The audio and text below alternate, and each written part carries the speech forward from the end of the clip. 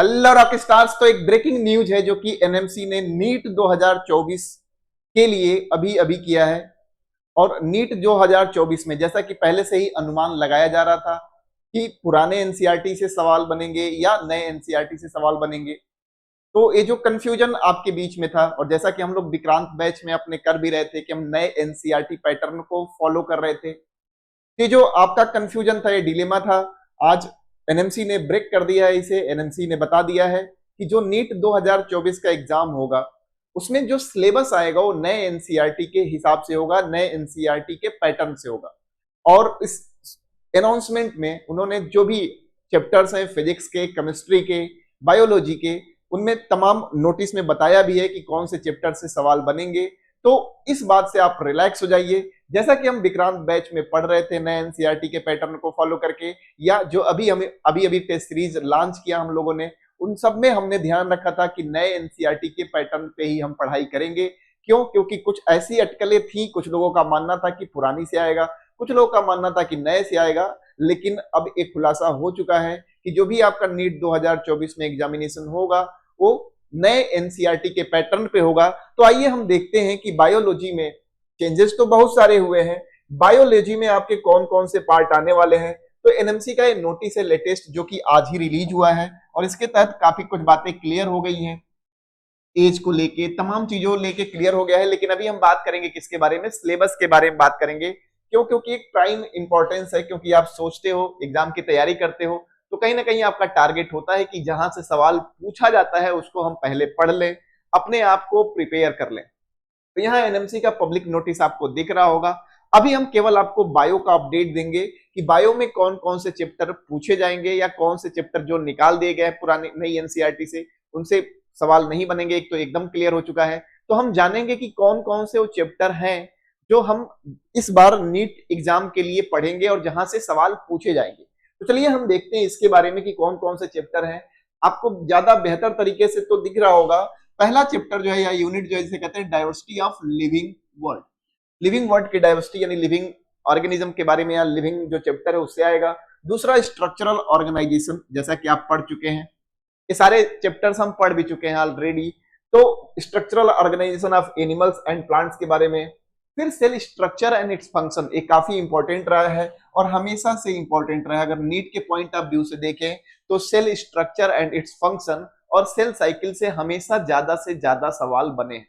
और ये जो नया पैटर्न है कुछ इस तरह से आया है कि नए पैटर्न में हम देखते हैं हमारे यहाँ बायोलॉजी दो तरीके की होती है, ट्रेडिशनल बायोलॉजी और एप्लीकेशनल बायोलॉजी। तो आने वाले समय में एप्लीकेशनल बायोलॉजी का ज्यादा इस्तेमाल होगा, न कि ट्रेडिशनल बायोलॉजी का। जो चीज चली आ रही है उसमें कुछ नहीं, लेकिन जहां पे हम सुधार कर सकते हैं वहां की बात करने के लिए और हम प्रैक्टिकल लाइफ की ओर बढ़ने के लिए ऐसा चेंजेस लाया जा रहा है आपके सिलेबस में। तो यहाँ पे सेल हो गया, सेल एंड इट्स फंक्शन हो गया। Plant physiology as it is, जैसे कि फोटोसिंथेसिस चैप्टर रहेगा आपका। फोटोसिंथेसिस इंपॉर्टेंट है। अगर ह्यूमन फिजियोलॉजी की बात करें, देखिएगा प्लांट फिजियोलॉजी में पहले बहुत सारे चैप्टर्स हुआ करते थे, मिनरल न्यूट्रिशन, ट्रांसपोर्ट, तमाम चीज हुआ करता था। यहाँ पे केवल केवल क्या है, प्लांट फिजियोलॉजी में एक चैप्टर है एंड दैट इज फोटोसिंथेसिस। तो सिलेबस बहुत ही मिनिमाइज हो गया है। वैसे ही अगर हम बात करें तो ह्यूमन फिजियोलॉजी में जब चलेंगे तो एक मेजर रोल प्ले करता था, एक मेजर पार्ट था हमारे पूरे जूलॉजी का, जिसमें पहला चैप्टर कहीं डाइजेशन एंड एब्जॉर्प्शन हुआ करता था, पाचन एवं अवशोषण। लेकिन देखिए उसे हटा दिया गया है। अब आएगा breathing and exchange of gases, body fluid and circulation, excretory product and their elimination, locomotion and movement और neural control and its coordination. इन चैप्टर्स के अंदर भी कुछ चेंजेस हैं। जैसे कि अगर हम बात करेंगे न्यूरल कंट्रोल एंड कोऑर्डिनेशन की, तो हमने देखा था कि हमारे यहाँ सेंसरी ऑर्गन्स आते थे जिसमें आंख और कान से रिलेटेड सवाल पूछे जाते थे। तो यहाँ हम देखेंगे तो लगभग वो पार्ट भी यहाँ से मिनिमाइज कर दिया गया है, हटा लिया गया है। यानी अब आपको आंख या नाक से सवाल या कान से सवाल नहीं पूछे जाएंगे। हमें नर्वस सिस्टम में बस किसके बारे में पढ़ना है, न्यूरॉन्स के बारे में और ब्रेन के बारे में पढ़ना है। तो काफी मिनिमाइज हो चुका है। और हमने पहले ही जब हम लोग विक्रांत बैच लॉन्च किए थे तो इसी चीज को फोकस में रख के विक्रांत बैच में हम पढ़ा भी रहे थे कि भैया हम नए एनसीईआरटी के हिसाब से पहले खत्म करेंगे, एनएमसी का वेट करेंगे। अगर वो बोलेगी कि नहीं पुराने के हिसाब से होगा तब हम पुराना वाला भी पढ़ लेंगे। लेकिन अभी अपना ये जो विक्रांत बैच है उसके बच्चे काफी बल्ले बल्ले मना रहे होंगे। क्यों? क्योंकि हम नए पैटर्न के हिसाब से ही पढ़ रहे होंगे और हमारा एनएमसी ने सुन भी लिया है। ठीक है, तो काफी चीजें शॉर्ट हो गई है। जैसे केमिकल कंट्रोल एंड कोऑर्डिनेशन, यानी ह्यूमन फिजियोलॉजी में अगर हम चलेंगे तो पाचन एवं अवशोषण नामक जो चैप्टर था, डाइजेशन एंड एब्जॉर्प्शन नामक जो चैप्टर था, उसे हटा लिया गया है और भी जो चैप्टर्स हैं उनमें से भी कुछ पार्ट सॉर्ट आउट कर लिया गया है, कुछ कम कर दिया गया, कंसाइज कर दिया गया। वैसे ही आगे बढ़ेंगे तो रिप्रोडक्शन की बात करेंगे, क्लास 12 के पार्ट में चलेंगे तो sexual reproduction in flowering plant important है। वैसे ही ह्यूमन में रिप्रोडक्शन और रिप्रोडक्टिव हेल्थ, ये 3 चैप्टर्स वैसे भी बहुत इंपॉर्टेंट थे, तो इनसे रिलेटेड और जो दिया हुआ है ना इसके अंदर कि यहां से ये पूरा आपका सिलेबस है, आप पढ़ने का अभी से तरीका भी बना सकते हैं। आप इस जो भी ये पीडीएफ है, आपको जो भी एनएमसी ने पीडीएफ प्रोवाइड किया है, आप इस पीडीएफ का इंडेक्स बना लीजिए और इंडेक्स बनाने के बाद जो भी चैप्टर पढ़िए उसमें चेक करते चलिए कि कोई पर्टिकुलर, जैसे मान लीजिए हमने रिप्रोडक्शन पढ़ने की शुरुआत की, मान लीजिए हम आज रिप्रोडक्शन चैप्टर पढ़ रहे हैं, हमारा टारगेट है कि इस हफ्ते हम रिप्रोडक्शन खत्म कर लेंगे, तो आप कैसे बेहतर तरीके से इसे टैकल कर पाएंगे।